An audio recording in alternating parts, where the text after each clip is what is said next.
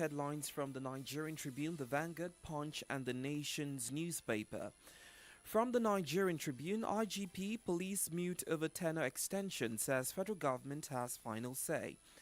PDP governors blast Wike over irresponsible threat. Insist Fubara must enjoy his privilege as governor. Dangote lists gains as refinery finally rolls out patrol. The biggest story on the Tribune paper, outrage as NNPC stations sell petrol above 865 naira per litre. Riders to that, independent marketers sell between 930 naira and 1,200 naira per litre, increase worrisome and unfair. NECA NLC says traumatic betrayal demands immediate reversal. New pump price will push more Nigerians into poverty. Economists. Tinubu Xi Jinping meets elevate Nigeria-China ties to strategic partnership. Kolo shows demise, Markinde, Ladoja, others mourn. These are the stories on the front page of the Tribune paper.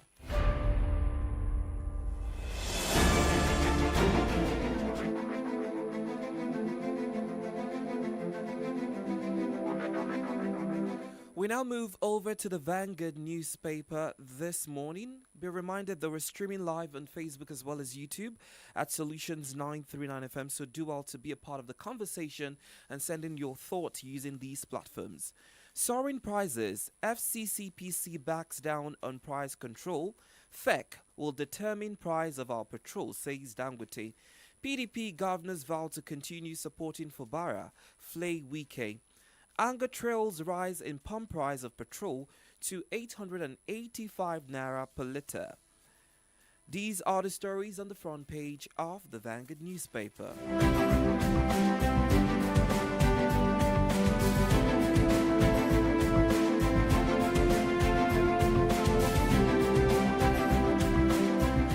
Now over to the Nation's newspaper. Otedola hails Tinubu on commencement of petrol product at Dangote refinery. Why NNPCL filling stations adjusted prices by expert. Dangote refinery petrol ready for sale at fuel stations. Our reforms will lead to economic growth, says Tinubu. Nigeria-China sign MOU on power, rail, and construction. These are the stories on the front page of the Nation's newspaper.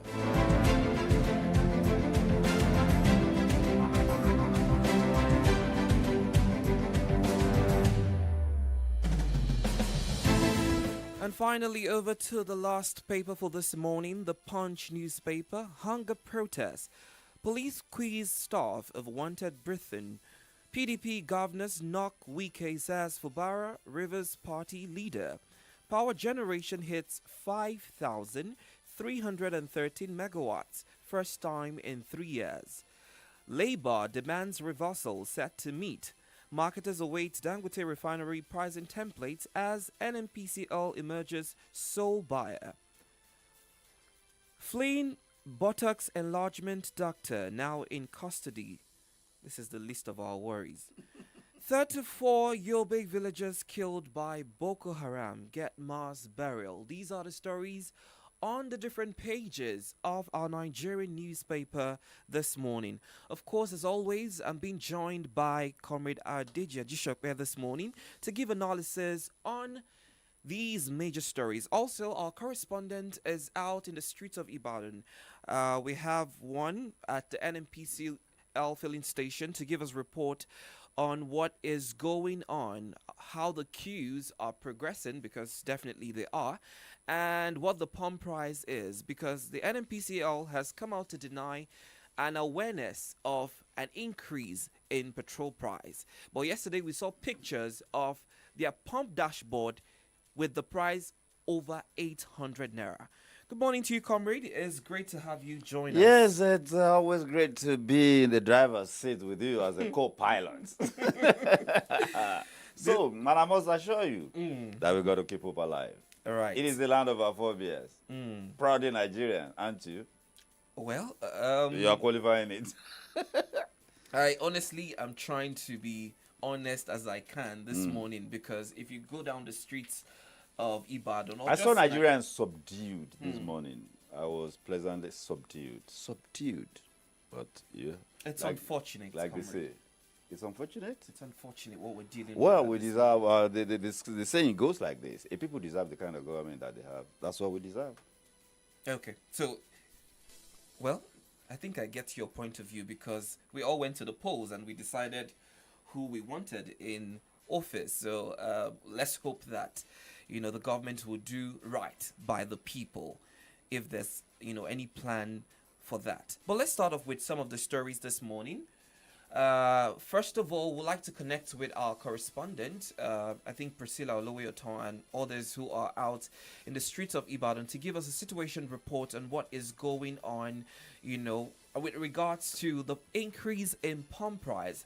As I stated earlier, the NNPC has come out to say that they are unaware of an increase in the petrol pump price. However, we saw pictures from different states of the Federation where the dashboard of the NNPCL's pump price was stating over 800 naira. So if the NNPC is being disingenuous, who then do we believe? Is it the independent marketers or who?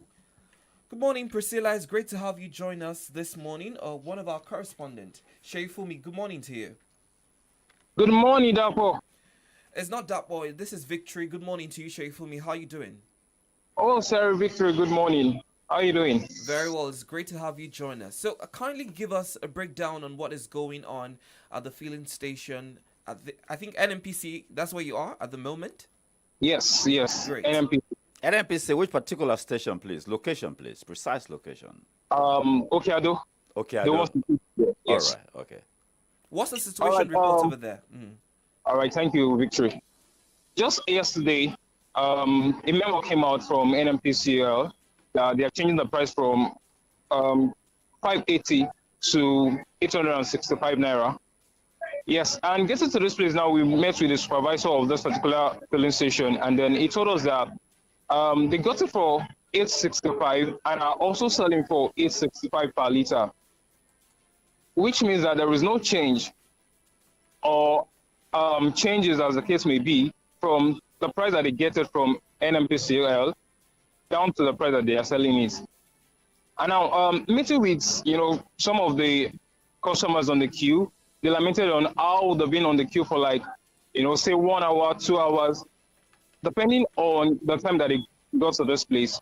And now we asked them why they chose NMPC, and the only response we got was, it is the cheapest of all. And just this morning, myself, coming to work this morning, the hike in the price of transportation is nothing to write home about. I know of places that it used to be for 200 naira, now they call it for 300 naira.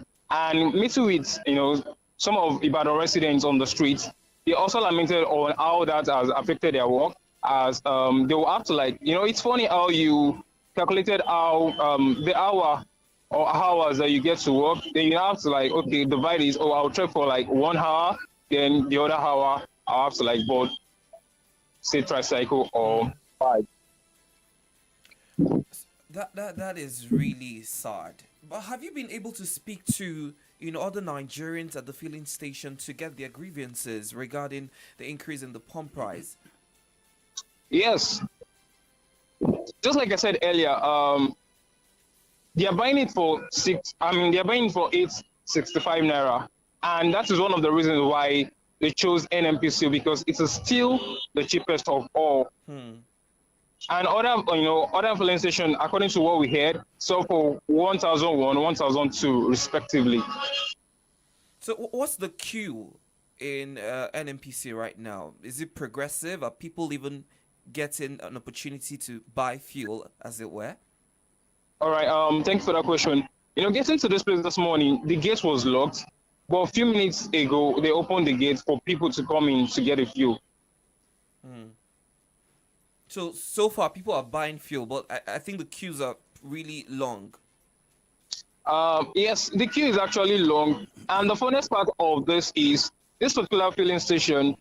They have 2 pumps, but just one is working with 4 attendants. Funny. Okay, please, what's the mood like? And first and foremost, let me ask, what kind of vehicles do you have there? Commercial vehicles, private vehicles, you have there, and what's the number like?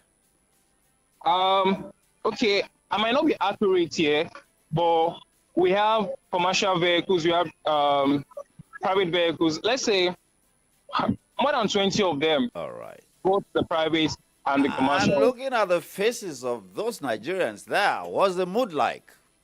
The faces are not smiling, honestly. I wouldn't Thank expect you. anything more. Thank you. Thank you, Sheifumi, for that breakdown, with regards to the fuel pump price. Well, we'll still get to give you more background detail on this as we look through what is going on with the Dangote refinery. But let's connect with another correspondent of ours, Priscilla Olowoyoto, and she gives us, another update on, the story that broke out yesterday. Flags, according to the acting governor of Oyo State, Bayalawal, he stated that flags will be flown at half-mast in Oyo State in honor of the former SSG Kolosho. Priscilla will be joining us to give us details on how that will be organized and if the people of Ibadan will be following the directives. Good morning to you, Priscilla. It's great to have you join us. Good morning, Victor, and well done. Thank you. What's the situation reports now? Okay, so Oyo State is currently mourning at the moment, mourning the death of the former Secretary of State government in Oyo State, that's Chief Michael Okoli-Osho, who died at the age of 86. He has been described mostly as a very great man. In fact, the state governor, the Oyo State governor, Seyi Makinde, described him as one of the last men standing in a generation of great men that has really helped Oyo State. And consequently, yesterday when the acting governor went to pay a condolence visit to the family of the late Chief Kolosho, he directed that all Oyo State will be in mourning for 7 days and all national flags should be flown half-mast. But I am at Dubai currently. I don't even think anybody had that news yesterday because I'm at the commercial access at Dubai this morning, and I can say for a fact that not even one national flag is flown half-mast. Every flag, every Nigerian flag is flown full mast. So I try to speak with some officials of this of the banks around here and of offices around here, and what they told me is that they are not even aware of such directives. They did not hear about it. So every other commercial, their counterparts are flying full mast, and that is the reason they are also flying full mast. So I don't think the directive is in place. I don't even think they had anything about the directive. So all the banks that have been to this morning are flying the national flag at full mast. So I don't know if there is a kind of compliance unit to, enforce the directive. But right now, as at this morning, it is not in place. Yeah, thank you very much. I take on that. Well, thank you, Priscilla, for that update. We do Nigeria, appreciate you. a flag, that's a national flag. We joke too much in this country. We joke too much in this country. You go to some national institutions. I was at a particular institution of this state, and I was with the directors in the frontage of the institution. I said, look at the flag that you guys are flying here, half-ton flag. And on a national institution in this Ibadan, the national flag standing there, torn into pieces. And you know the standard procedure for national flags to fly? You raise it 6 a.m. You raise it 7 a.m. or so. Proper procedures. And you lower it ceremonially 6 a.m. In Nigeria, when they put flags up, God help you, the flag will get torn. And then the issue of lowering national flags at half-mast. You see, it doesn't happen often. It is, and I've noticed that in Oyo State, this has been deployed quite a number of times. It's been setting, my curiosity at peak, that the deployment of it, I don't get it. You understand? And this is a national flag. You understand? When we used to have state flags, yes, but you see, that's why people are not complying. I mean, I remember when Maurice Salah Mohammed died. You understand? You didn't need to tell anybody that flags should be flown at half mast. People lowered their flags at half mast. I think it should be more. It should be more judiciously deployed. It's a national flag. It's a symbol of this republic. Yeah, I think it should be more judiciously. Why issue a directive that people are not going to comply with? That's not nice. That's not nice. Well, I think that because of everything that's happening right now, they might not want to pay attention to that. You pay. I mean, if it's a directive, why not follow through with it?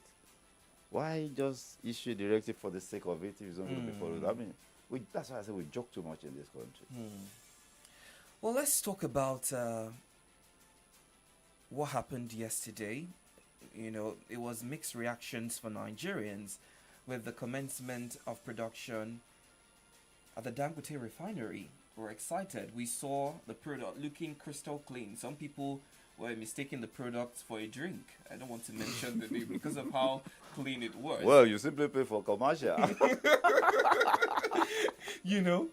And Dangote made a statement that now sparked the mixed reaction, stating that the FEC will determine the price of his product. I'm wondering why the FEC has a hand in determining the price of.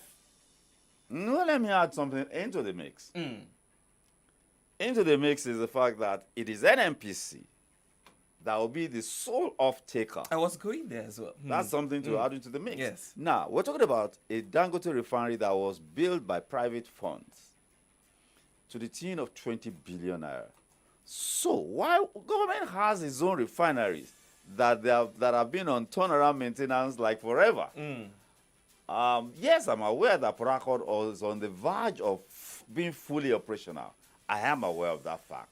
They already started production, and then some issues, arose. It's been locked down since 2015. That's 9 years. So they already have some stock.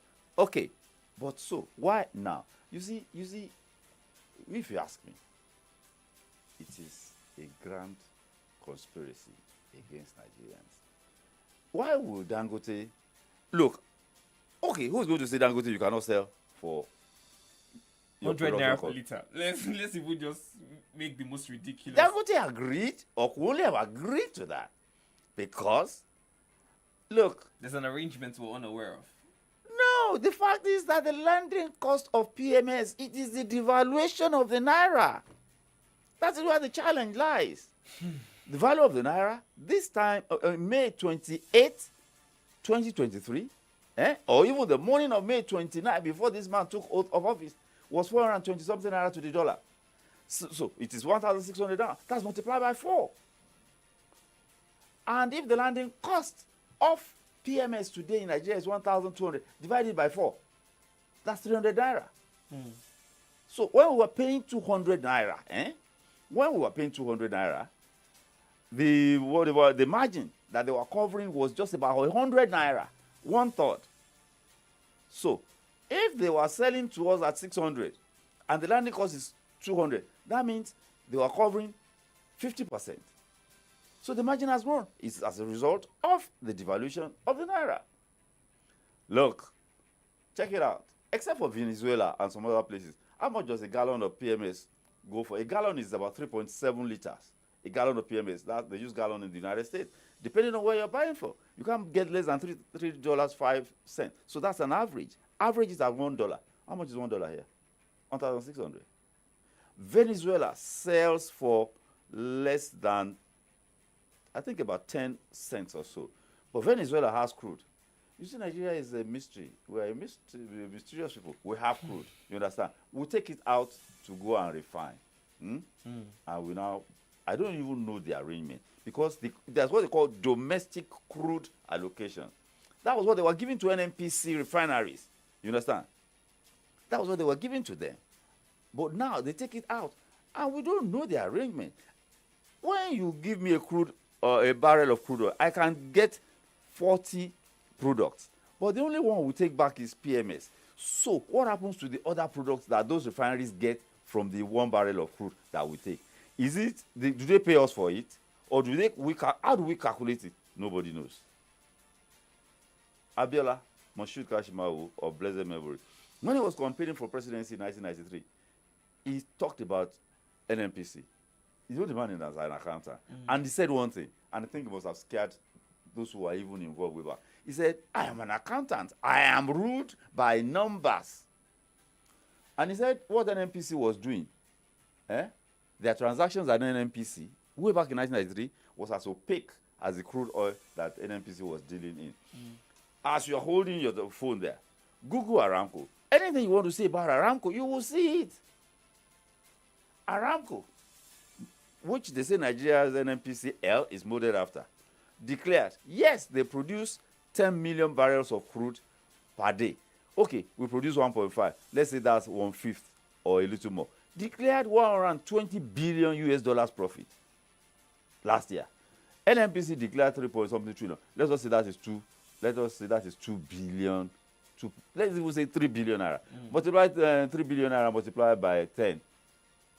Multiply by 5. Because if you produce 2 and they produce 10, multiply by 5. 5 times 3, 15.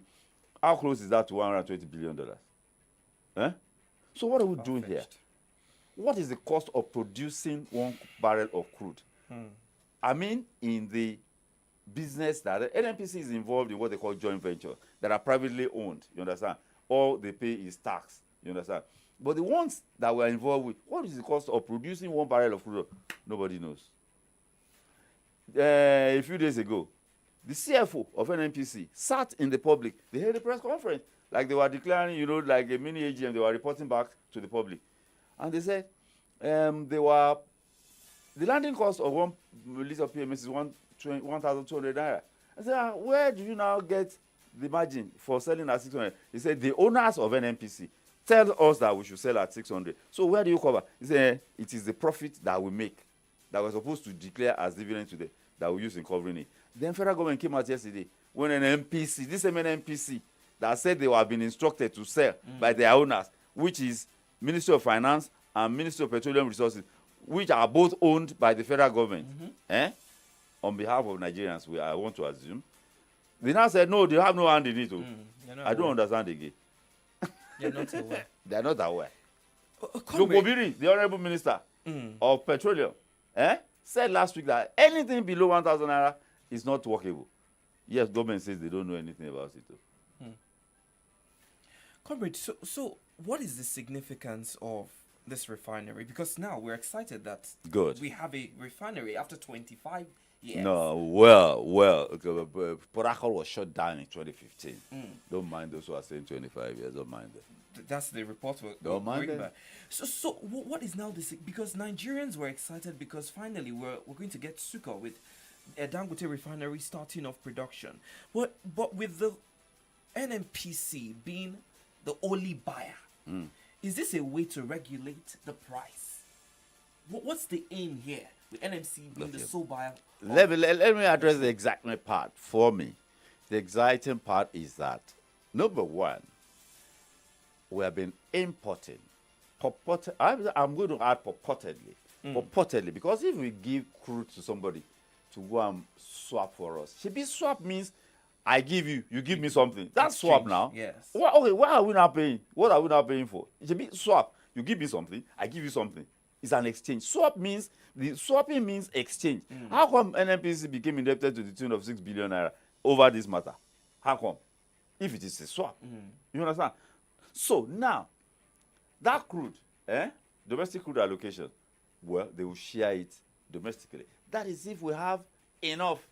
Because You see, crude oil is not like you go to this Okado market. I say, give me 1 gallon of crude oil. It's not like that.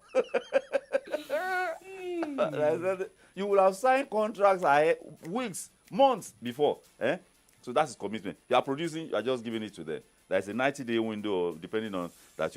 Now, the example is that the pressure that an NPC is putting on the neck of the FX market, there won't be that much request anymore.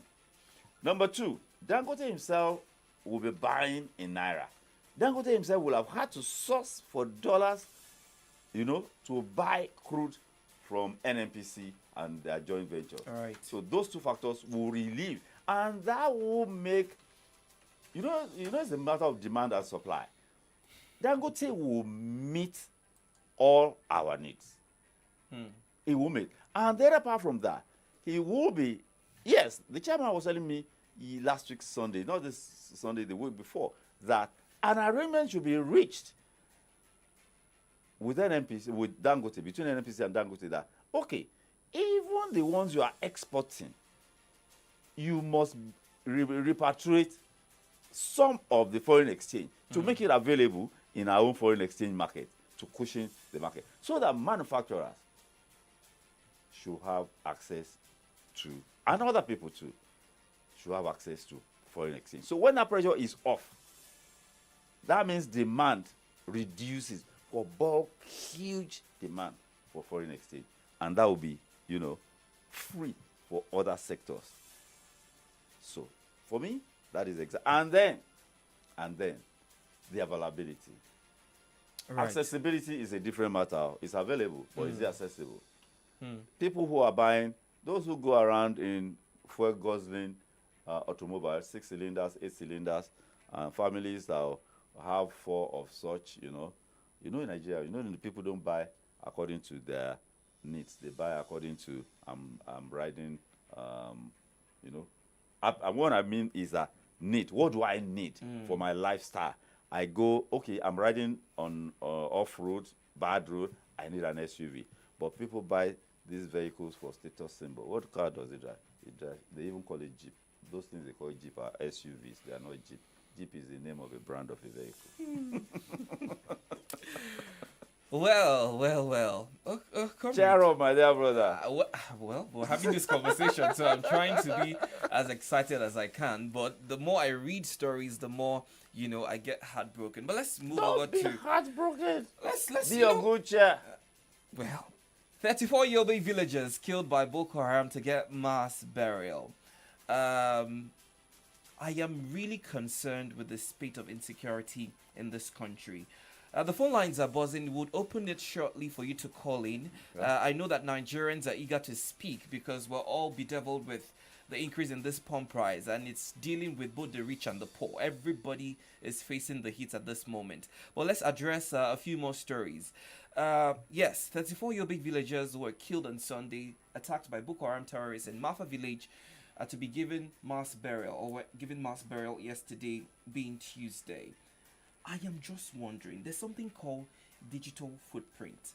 How the federal government can gather, or state governments too, can gather intelligence on peaceful protesters and people who decided to incite the government that they called a treasonable felony. How they were able to gather intelligence on these people.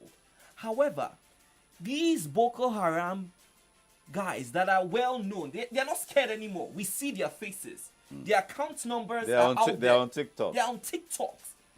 They're threatening Nigerians. They have account numbers that are traceable with BVN, NIN, that was stated that the creation of all these was to help curb the issue of insecurity. How we cannot trace the digital footprints of these guys, but we can easily peg protesters as starting up an insurrection or starting up treasonable felony. It marvels me.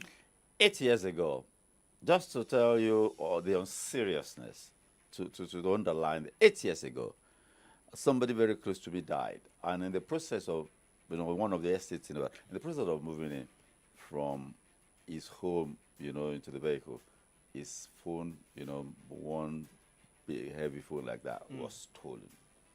And we were not worried about the phone that was stolen. We were worried about the content of the phone, so we had to track it. So I just reached out. I didn't leave my location. I just reached out to somebody I used to give a ride on Monday mornings or Friday afternoon between this Ibadan and somewhere else. I just reached out to him. And I just gave him the particulars of the phone. Within 14, 16 hours. Look at that. I got, he showed me, he sent me graphic details. And they zoomed in on the location of the phone in Port Harcourt. Just look at that. And I mean, within 14, 16 hours, I didn't leave my location. And he sent me pictures and zoomed in to the street, to the location. Me making a phone call. Did you hear early this week what one retired police officer said about the trafficking devices that we have? He said the politicians are using it to track their girlfriends.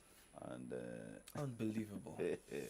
You see, have you not heard too that the Air Force and the Army, they are not cooperating? Well, yes, I understand that because it is called interagency rivalry. But at what price? If agencies, you see, in the world in which we are now, the Air Force reigns supreme. The Air Force reigns supreme. I'm a student of war and diplomacy. The Air Force reigns supreme. Check out all the wars. The Air Force will move in. Air Force does not go and do random bombing now. They do. You have your map. You fill in the coordinates of where you want to bomb. You understand? you just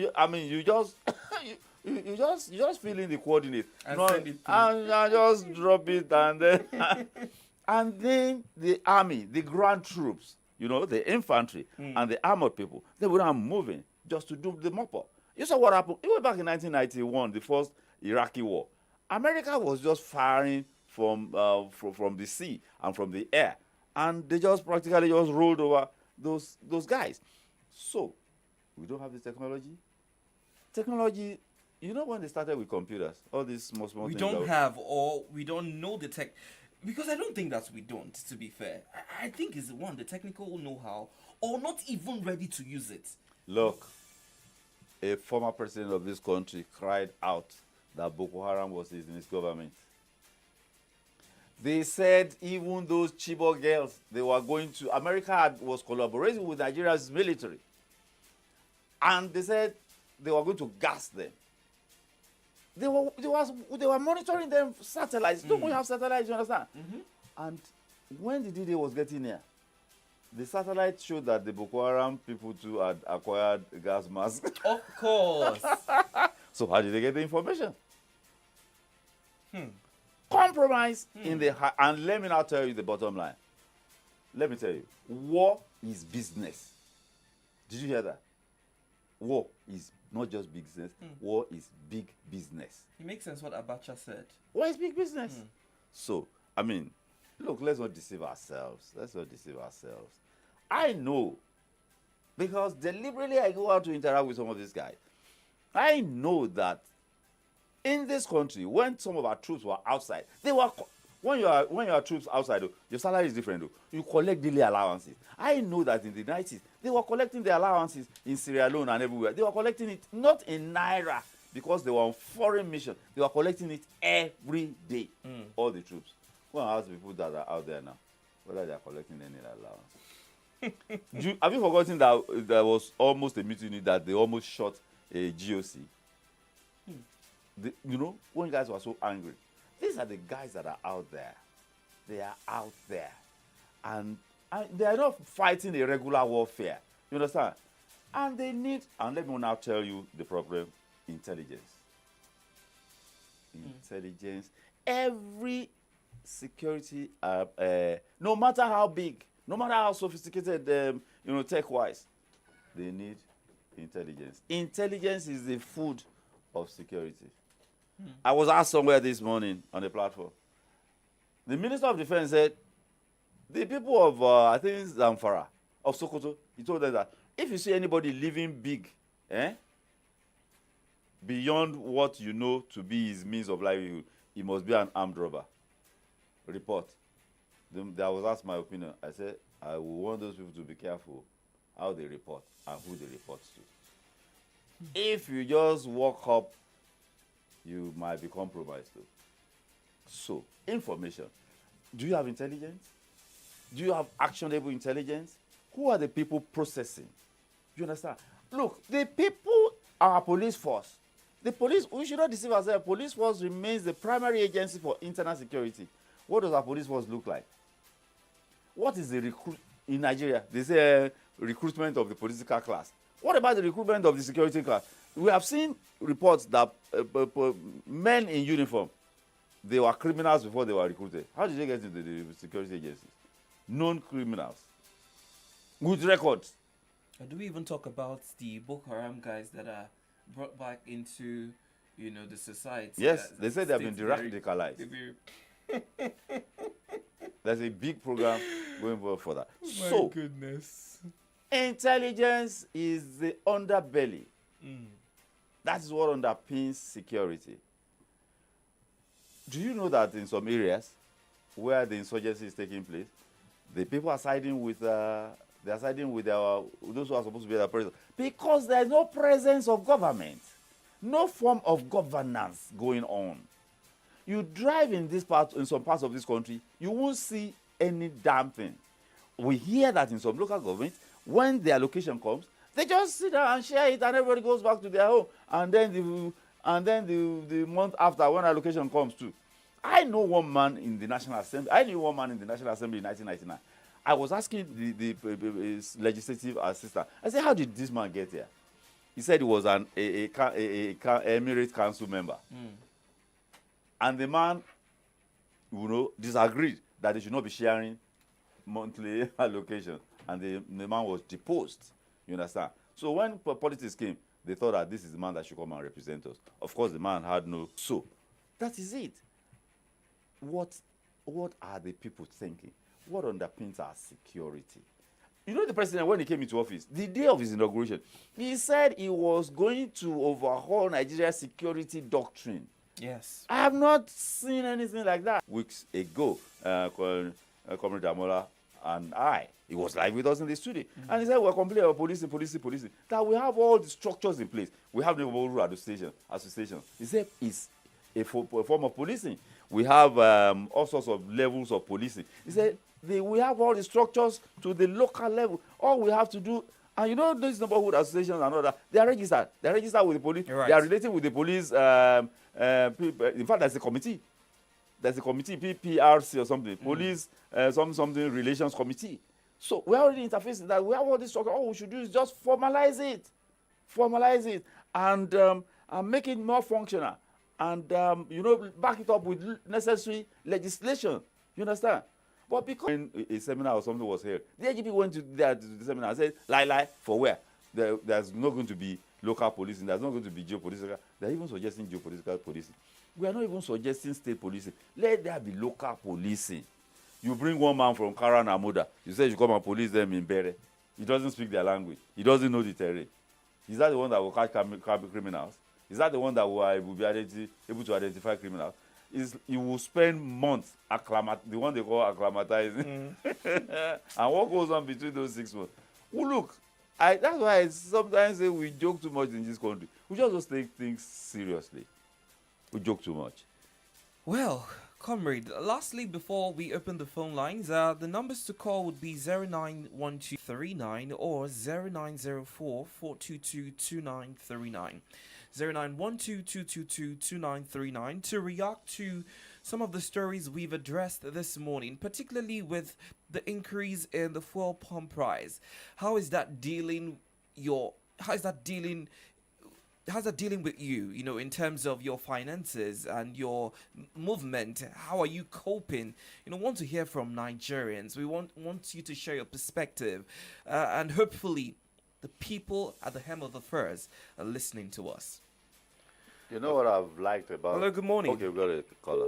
Hello, good morning, sir. Good morning, the analyst. Good morning to good you, morning. sir. What's your name? Jide from Calabar. It's great to have you, Jide. Let's have your thoughts. You touched on two important issues this morning: oil sector and the arms sector, which was a remark was made like some years ago. A Russian general said the most corrupt institutions in the world are found in oil business and in arms business. Now, on a whole, that's not only in Africa, but everywhere in the world.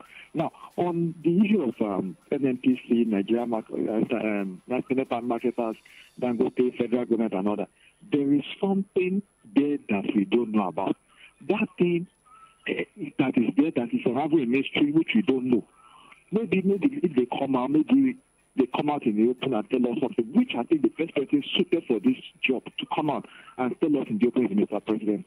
What is really happening in our sector? Things are not supposed to be this bad, and we know it has already been bad, but it's getting worse. What is really happening? When the president comes back from China, I think he should have a media chat, not a public broadcast, a media chat with us. Let people interview and ask him questions. Let it tell us what is really happening in the sector. That's that. Then secondly, on the arms deal, on the issue of insecurity, the arms made a very good point. There was some time. There was a robbery in Lagos. And the robbery, they invaded the bank and stole some money there. Now, the money was found, because they followed the serial number, the money was found in Akure. I know of this thing very well. In Akure, when that guy was trying to buy a car in one of the dealers in Akure, they caught those thieves. Now, you begin to think, what is really happening to our intelligence and security operatives? Before, they say they mark money. But now, I don't think they really mark any currency again. There's only the way can see the criminals, the kidnappers especially, when they have the free, they do anything what they like and they get away with it. And they keep coming back and they still telling some younger ones that are killing a street too. And none of that, it has become an industry. The country seems not to be doing anything about it. Then, the National Intelligence Agency, let me use this to wrap it up. NIA, the boss was sacked recently. Now, when the boss came in, there were the one that was sacked. There was insinuation that it wasn't even an intelligence officer, that it was just a French interpreter that was just bringing because he heard something from the Gay Republic and all that. Now, he was brought in, he had a rapid promotion, he got to a position of director, and later he failed 3 times, he was sacked, and he was recovered by various organization. He married a Moroccan, a non-Nigerian, and all that, where classified files should be passing on. You see, things have been wrong in this country. We have a very big problem. So thank you, sir. God bless you. Have a wonderful day. Thank you very much. You know what has interested me? The response of NLC. It has been matured, it has been measured into, and I guess it may be loaded. Matured. You know, NLC, Ajero especially will say, we're going to put, even because he was invited for a chat by the police, and they were issuing threats, you know, that they were mobilizing for, there was no need for that. I like the way NLC responded. It was measured and it was mature, and I guess it may be loaded. And look at it. He said the president betrayed them. That's. Speaking of the president, do you think that he's going to ever be open to a media chat where he's been asked questions by journalists? Because what we say is, the president is going to make a speech, and I mean, you saw what happened the last time. Before the speech was made, the information leaked online. We already read the speech, and it was still a repetition of what we had read. Do you think that it will come to a time where the president will be willing to speak directly to the people? Maybe he's not aware, because some people have said online that this is the wrongest time to travel. You're going out for bilateral relations in a country where the economy is not stable, insecurity is bedeviling the people. Who wants to come and invest in such a country? Look, when I say we joke too much in this country, no, because I'm wondering. The president went to India, and he was taken to one of the biggest guys in India. He said, come and invest. The man said, Mr. President, my papers have been stuck in the bureaucratic maze of Abuja in the past 1 year. And what is the problem? They see the papers. He's investing 500 million naira. And you know what the foolish thing? They think the man is bringing $500 million like this to come and invest in Nigeria. They say, $500 million investment. Then those who are on the how much do we take? Say, even the man may not have, the man may be worth $1 trillion. So when you say you are worth $1 trillion, it's not as if you have it in your bank. Of course. Be liquid a liquidity. So maybe the man will have to go and raise money himself to finance that business. They will say, 500 million. How much are we taking? 50 million. They will not ask the go and bring $50 million. The man will be wondering, are they of their rockers? So that's it. And they talk of ease of doing business. I laugh. You go to the port.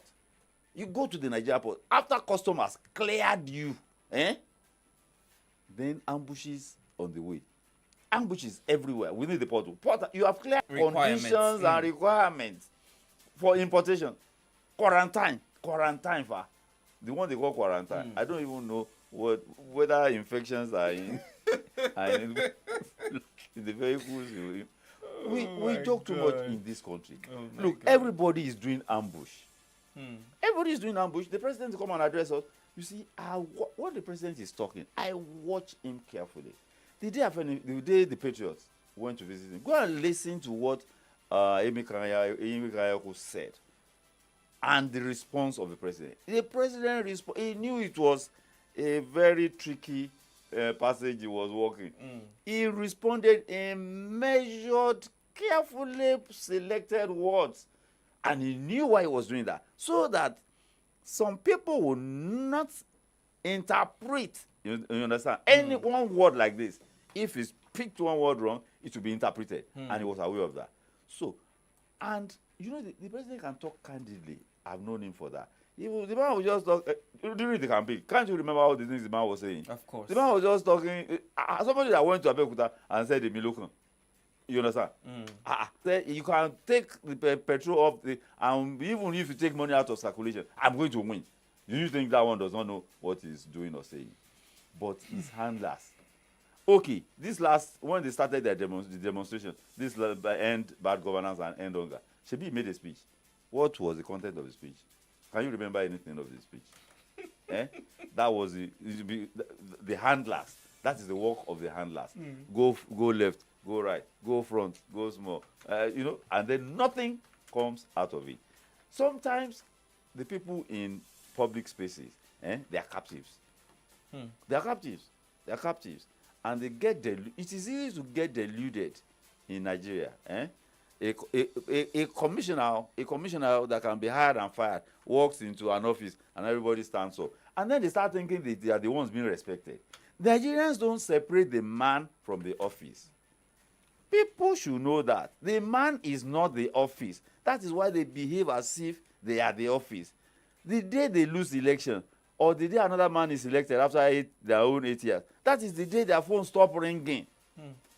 And that is why they need to take so much to continue to live that illusion. It's unnecessary. What kind of a people are we?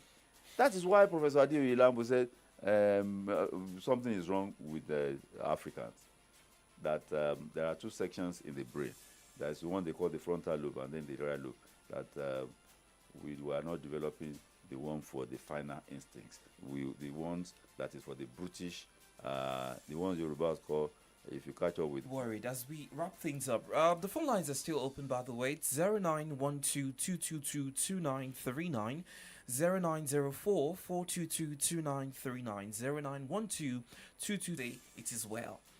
But we're getting... When it is not well. Well, we're getting to that point where it looks like Nigerians... The threshold that Nigerians have for taking... There is nobody that does not have a threshold. Is going to just break. Elasticity. Yes.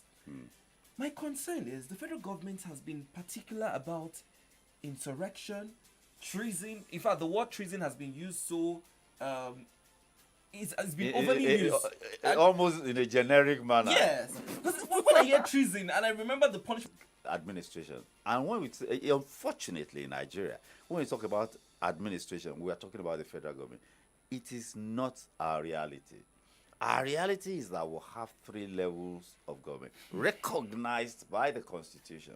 The governors captured the local government and they became paralyzed and non-functional. It was in this same country in 1999 that we saw local governments function effectively. And when things don't percolate to the grassroots, that's where you get rumblings from. That is where the real people are. Do you think Other part of the real people, you know where the real people are now. You are not. You want to count yourself as one of those who are oppressed. Look, don't be surprised that when demonstrations or riots start, that will say you'll be identified. That's one of them. By your mere appearance, you are one of them. So they got it wrong when they introduced the removal of subsidy, and the margin of the FX windows. Those were two legs. There ought to have been a third leg to stabilize things. They failed to do that until about 12 months after. That does not show they were thinking. And if they were thinking, it did not and does not project, vision, clearly articulated vision. How can you take those two and then the now started 10, 12, 14 months after, say, okay, remove duty on food. Those are the things that should have come as the third leg of that action. Look, you are on a hill, and then a boulder. You put a boulder on the edge of the hill, and then you roll it. You don't realize that it's an error. You want to go and stop a boulder rolling down a hill. How are you going to do it? How are you going to do it? They didn't think it out properly. Look, there is this elder statesman, Ambassador Dr. Emi Farumbi. When he was very, very angry when Tinubu matched those two things and, removed, I said, I was saying to myself, the man was livid with rage. He said, the man had been purportedly preparing for 30 years. Is this the product of 30 years preparation? Look, how are you going to stop all of this? We're in a roller coaster. But they have taken one action. The Supreme Court judgment. If governance comes to the local level, you understand, they are constructing 1 kilometer road, 1,000 meters here drainage, 1,000 meters here drainage. In the days of local government, they will give 100 meters to one party man at the local level. Local. He will buy planks. He will buy nails. He will buy it locally. He will buy cement. He will hire labor. There in the morning and afternoon, twice a day, people will eat. Those who sell food will come and sell food. They will buy bread. They will buy beans. They will buy gari. They will buy rice. You understand? They will buy pepper. That is governance getting to the grassroots. That is why they did that Supreme Court something like that. But have they implemented it? They have not implemented it. They say they are setting up a committee to implement a law, a judgment that was passed. I've never had anything like that too. A judgment was passed by the Supreme Court. You are not saying a committee to implement it. I don't understand the meaning of that. Send the money to them now. You understand? Send the money to them. You say you are planning to implement it. What are you planning? Adebayo says, did they not plan? Did they plan for consequences? I don't understand though. Adebayo is saying ATM machines will not work, but opposite banks you will find numerous POS operators selling money. Petrol stations are not selling fuel, but you'll find dozens of black marketers lined up miles away selling fuels in kegs. So let me tell you, we are our own problem in a way. We are the problem. Good. Look, a friend of mine lives in the United States, and he described Nigeria to me one day. He said, Nigeria, 1 million square miles of Nigeria is one huge criminal space where everybody is doing what they like. He calls it a crime scene. Yeah, he calls it the crime scene. He said Nigeria, 1 million square miles is one huge crime scene. You can imagine, you are working in a bank and you are using your position. You understand? Instead of using that position to service the clients of the bank, you are using the position to make life difficult for them by conniving and colluding with people outside by your own access. So everybody is using his own access to make benefits. To make benefits. It's sad. We are a wonderful people. We are indeed, because at the end of the day, we would keep professing hope, just as Comrade has encouraged me this morning. When hope dies. That's my last question was, I hope we don't get to that point where our threshold cannot take it anymore. The important thing when you are in the water, keep your head above the water. Don't let the tide take you away. I was very, very worried yesterday evening for Nigeria. Somebody came visiting me with our daughter, on a visit to Ibadan, and she received a call. She works in the oil and gas, and she received a call in the morning that it has moved. I had her whispering. I didn't even say anything. I was very, very worried. It was in the morning that she was conversing on the phone that it had moved to 8:55 or something. This is well. Well, comrade, this is how we draw the curtains on from the dailies this morning. We'll be back tomorrow, of course, with more developmental stories because this is not the last that we'll speak on floor pump prices, except a miracle happened before the next hour of this, show, for the next day for this show. Nigerians are all over the place seeking miracles, not seeking God. God is the one who performs these miracles now. Isn't he the one? Well, thank you, Comrade AJISOPE, for your strong and detailed analysis this morning. Thank you very much. And I do wish Nigerians, yes, all the very best. Thank you. All right, my name is Victory Onyedikachi. Good morning to you.